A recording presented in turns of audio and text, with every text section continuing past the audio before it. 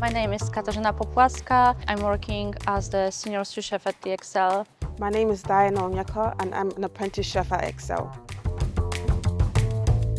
I fell in love with food because I met very passionate chefs. They showed me the food doesn't have to be boring if you use a little bit of creativity and passion.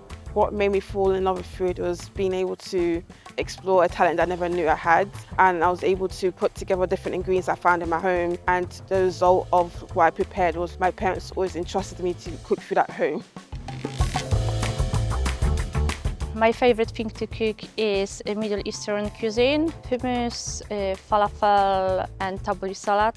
My favorite thing to cook is a Chinese stir fry. I like how simple it is and just it's something that's really quick to make. If I could cook with a famous chef, it would be Gordon Ramsay. He knows what he's doing, and even with how he explains how he prepares the food is really something that I enjoy. If I could cook with a famous chef, it would be Michel Roux. I'm sure he could teach me a lot of interesting things. My dessert island would be full of hummus, falafel and pita bread.